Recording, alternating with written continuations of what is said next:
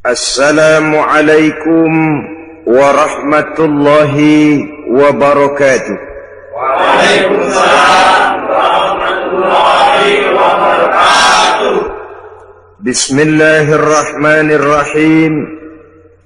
Alhamdulillahi rabbil alamin. Wabihi nasta'in ala umurid dunya waddin.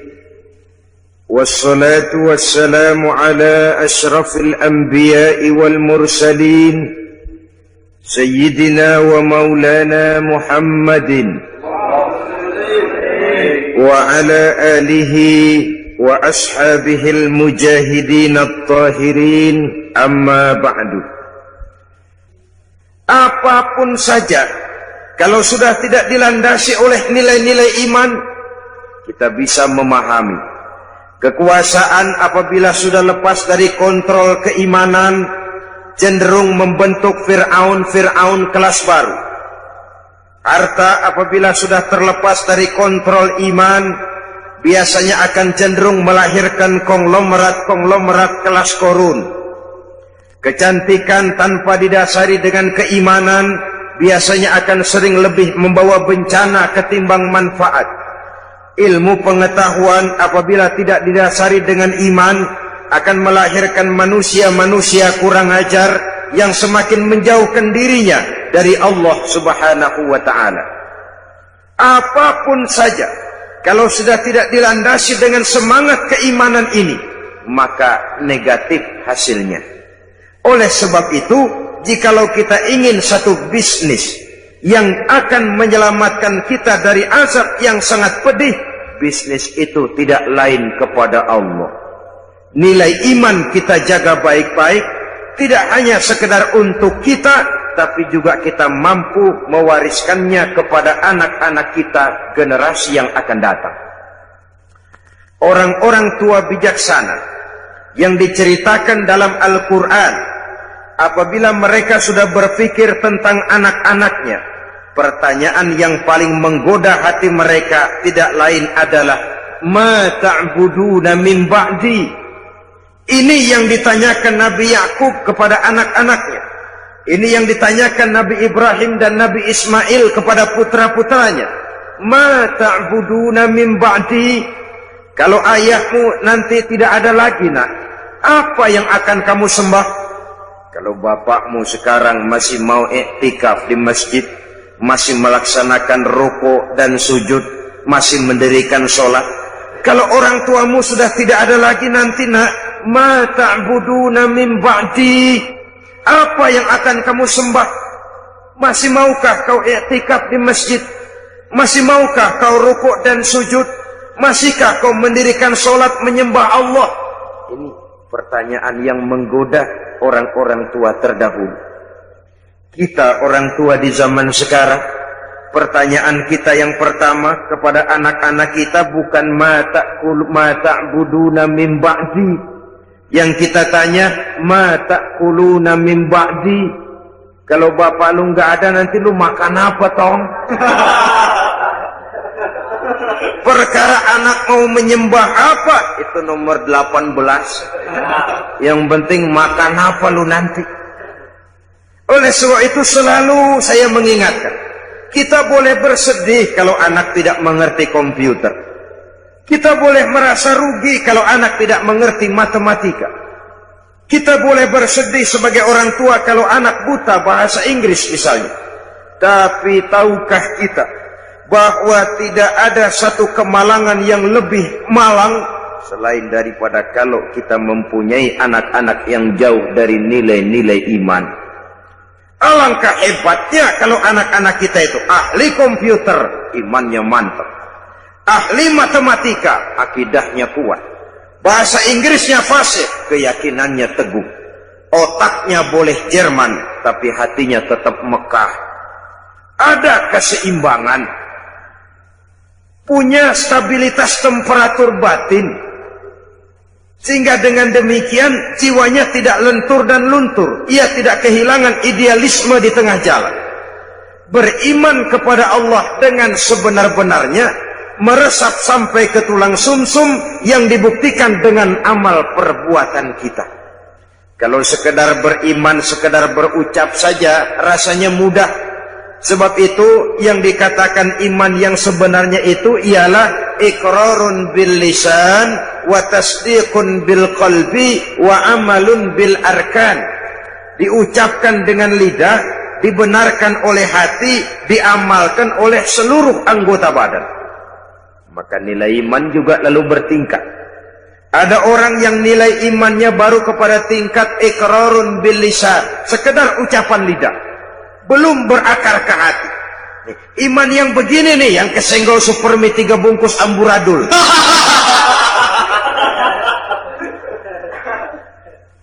Imannya baru sekedar iqrarun bil lisan, sekedar ucapan lidah, belum berakar di hati. Mudah goyah seperti buih di lautan. Ada yang selain sudah diucapkan oleh lidah, dimantapkan, dibenarkan oleh hati. Lidahnya mengucapkan amantu billah, saya beriman kepada Allah. Hatinya meyakinkan itu sedalam-dalamnya, tapi belum diamalkan melalui anggota badannya. Oh, saya sih biar enggak sembahyang, iman mantep mas. Mantep. Jangan coba-coba ganggu agama saya, tak celurit sampean. Sembahyang enggak, agama dihina, marah bukan main. Ya lumayan. Fanatismenya tinggi. Saudara-saudara, nilai iman yang tertinggi itu setelah diucapkan oleh lidah, diamalkan oleh seluruh anggota, dibenarkan oleh hati, diamalkan oleh seluruh anggota badan. Nyawa taruhannya, iman tidak goyah. Nah, beriman kalau belum dapat hidayah itu sulit. Tapi menjaga iman setelah mendapat hidayah jauh lebih sulit. Tantangan semakin berat. Tapi mari pada kesempatan ini kita bercermin dari perjalanan hidup seorang wanita bernama Masito. Saudara kenal Masito? Kenal? Di mana kenalannya? Dalam sejarah. Masito ini wanita budiman yang teguh menjaga iman. Menurut riwayat, dia ini kan hidup dan tinggal di istana Fir'aun menjadi penyisir rambut keluarga istana. Satu hari sedang menyisiri rambut, jatuh sisir itu. Mulutnya refleks berkata, ya Allah, sisir jatuh ke bawah. Kata-kata Allah ini didengar oleh intel Fir'aun. Dilaporkan kepada Fir'aun. Lapor, bos. Kata Fir'aun, ada apa? Ada bahaya. Bahaya apa? Ada orang menyebut-nyebut Allah. Ini kan bisa mengganggu stabilitas ketuhanan Tuhan ini. Kalau dibiarkan bahaya. Oh, begitu? Iya. Siapa manusianya? Masito. Masito? Tangkap, tangkap. Masito? Saya ada dengar-dengar kamu menyebut-nyebut Allah ya? Iya. Memangnya kenapa? Siapa Allah itu Masito? Allah itu Rabbi wa Rabbukum. Tuhan saya dan Tuhan-Tuhan juga. Loh, jadi saya ini kau anggap apa Masito? Tuhan adalah Tuhan dan Tuhan bukan Tuhan. Masito, gendeng sampean. Satu Mesir orang menyembah saya semua. Tiba-tiba kau menyatakan ada Tuhan lain selain saya. Keyakinanmu membahayakan posisi saya, Masito. Sudahlah, kamu jangan macam-macam. Kamu mau apa sih? Rumah? Kendaraan? Beras? Supermi? Beasiswa? Sudah, jangan bertuhankan Allah. Tuhanmu saya saja sudah. Tidak bisa, Masito. Tidak bisa, Fir'aun, kata Masito. Rabbi Allah. Tuhan saya tetap Allah. Kamu tetap dengan keyakinanmu seperti itu? Tetap. Dan kamu tahu resikonya? Apa? Kamu akan saya siksa, Masito. Silahkan. Kamu berani? Demi iman. Kamu memang gila, Masito. Firaun, Tuhan boleh beli jasad saya, tapi jangan mimpi bisa membeli jiwa saya. Tuhan boleh kuasai jasmani saya, tapi jangan mimpi bahwa Tuhan akan bisa menguasai akidah dan keyakinan saya. Nekat kamu Masito ya. Apa boleh buat, On? Firaun, itu tuh manggilnya On. Tidak cuma sekedar saya siksa Masito, kamu akan saya bunuh. Boleh? Kamu tidak takut mati? Sekarang saya mati, nanti juga saya mati Firaun. Dan bagaimanapun lebih baik mati berkalang tanah daripada hidup bercermin bangkai. Adalah lebih terhormat melarat karena mempertahankan iman daripada saya hidup mewah dengan menjual akidah. Biar nyawa berpisah dari badan, asal iman jangan berpisah dari hati. Terlalu mahal akidah ini kalau harus ditukar dengan kesenangan dunia yang tidak seberapa, Un. Tidak cuma kamu Masito, anak-anakmu akan saya bunuh. Boleh. Kamu tidak sayang dan cinta kepada anak-anakmu? Jangan tanya soal itu, Firaun. Saya ibu mereka yang melahirkan mereka dalam pilihan antara hidup dan mati.